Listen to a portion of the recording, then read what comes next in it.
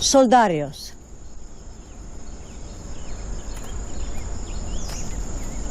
Nakausap at napaamin mo na ba si Armea?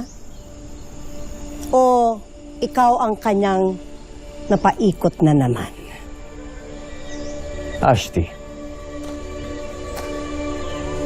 maaari bang tigilan niyo na si Armea?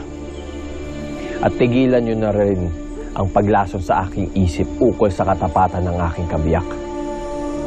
Hindi ko na nais marinig ang kahit anumang kasiraan ni Armea. At lalong hindi ko na rin ibig marinig ang iyong mga kuro-kuro. Paalala lang, kahit ikaw ang Rama, ako pa rin ang iyong Ashti at pinuno ng konseho. Naintindihan mo?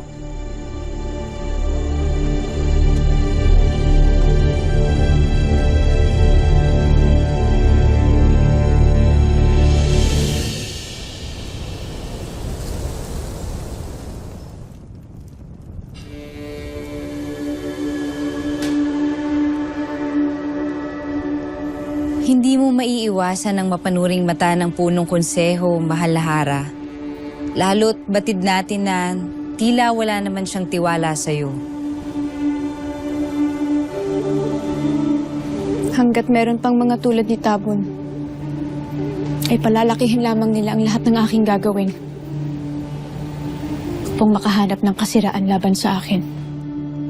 Kaya naman, kamahalan, huwag mo siyang bibigyan ng kahit anong dahilan upang gamitin niya ang kanyang katungkulan para kuhanin sa iyo ang iyong korona. Hindi ako papayag.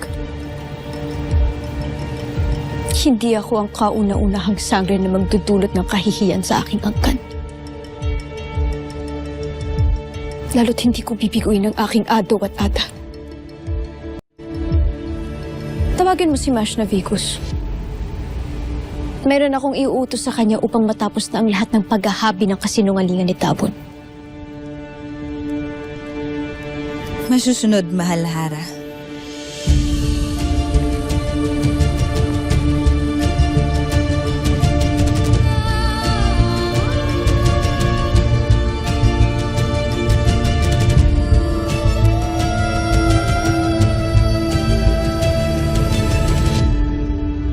Hindi na siya nakikinig sa akin. Sa halip na siya ang magdikta sa Hara, tila siya pang napapasunod nito. Hindi mo maiaalis kay Soldarius na ipagtanggol ang kanyang kabiyak. Oo! Sapagkat napapaikot ni Armea ang aking pamangkin upang ako ang kalabanin na rin. Kung totoo man yan, ano pa ba ang ating magagawa? Si Armea, ang Hara, ang bukod tanging tagapagmana. Na hindi natin dapat hayaang manatili sa kanyang trono. Hindi pa ngayon, puno konseho. Ngayong nasa bingit tayo ng panibagong digmaan. Mahahati lang ang sapiro kung mayroong gulo sa palasyo. Kaya nga mas madali nang kalusin ang tunay na sumpa sa loob ng kaharian.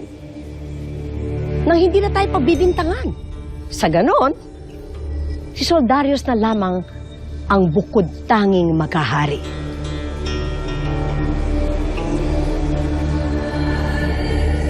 Sapagkat sa aming dugo na lamang, wagas dumadaloy ang tunay na dugo ng sapiro.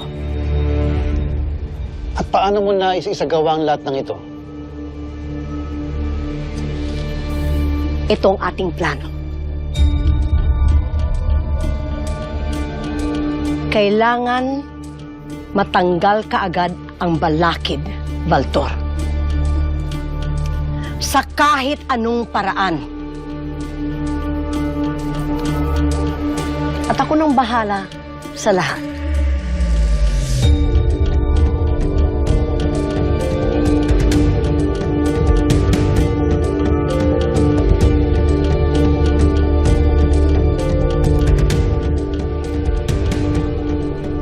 na ba't haluman? Kung lahat na lamang ng Ivtre ay patatawarin sa kanilang pagkakamali at paglabag na ginawa at sa halip na parusahan, ay gagantimpalaan pa. Tulad ng hinihiling ni Pirena. Ano pang silbi ng mga batas at alituntunin na meron tayo dito sa Devas? Ngunit, Maika, At ano pa ang pipigil sa iba pang mga Ivtre na naisin din na umalis dito sa Devas ng walang baspas? Lalo na't may paraan naman pala na makaligtas sa sumpa at kaparusahan. hindi ko hinihiling ang basbas ng Bathaluman para lamang sa aking sarili. Batid niyo kung anong nangyayari ngayon sa Encantadia. Maging sa mundo ng mga tao. Mas malakas ang ating mga kaaway ngayon. Kaya't kung iyong mamarapatin, Bathaluman, hayaan mo kong muling lumaban para sa pinakamamahal nating Encantadia. Natutuwa ako na nasa iyo pa rin ang alab na pagmamahal para sa Encantadia, Pirena. Ngunit, hindi sapat ang alab upang makuha mo ang iyong nais. May ginawa kang paglabag at hindi yun dapat bigyan ng pabuya. Avisala Eshma, Bathaluman, at ako ay iyong kinatigan. Poltre, Pirena. Ngunit nais ko lamang na masunod ang mga alituntunin at batas na meron dito sa Devas. Ngunit,